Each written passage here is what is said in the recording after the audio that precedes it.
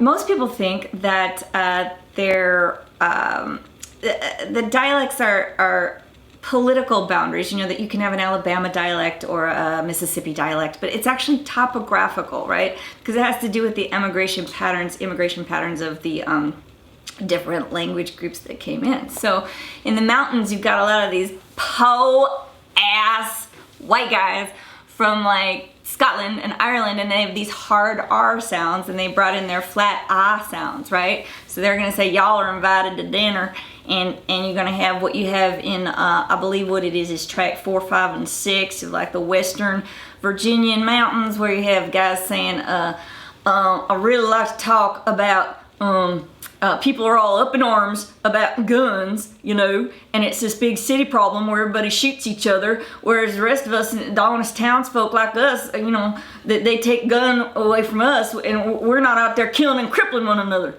So those accents have those hard R's, and it's in West Virginia, it's in the Appalachian Mountains, it's in the Ozarks. You've got the same sort of hard R's there.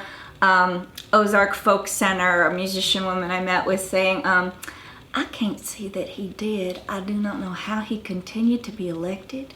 You cannot find anyone who voted for him, even as governor of Arkansas, and yet he continued to be elected. But I personally, and for whoever, whatever it is that will try to save this country, because we are in need of being saved. And you'll find that those R's, those are the same. And even for the word A-R-E, we are, you know, rounding that's the same throughout the whole mountain region. And it's generally a working class accent. So we call that mountain Southern. The other type of Southern is it's called non-rhotic. It's R dropping.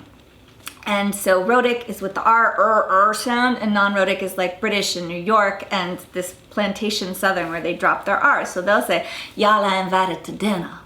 And that's another thing. People think we say you all when we're talking to one person, and that would just be idiotic. Now I can say y'all are invited to dinner to the two of you because I'm speaking to more than one person, but there are a lot of things that the movies do that stereotype us. So that sound actually is shared by another non-rhotic group, which is the Southern black contingent, because you have these black nannies raising these rich white kids. So you've got a lot of similarities between the speech of, you know, the black South of Georgia and Alabama and basically all the Tidewater Plantation Southern areas.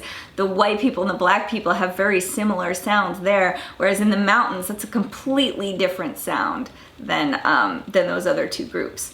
So like for example in Georgia, which you'll hear if you go to the dialect database, there's a few samples. There's actually an entire family that I met in 7 people living in a single wide trailer in Warwick, Georgia, and they all have this R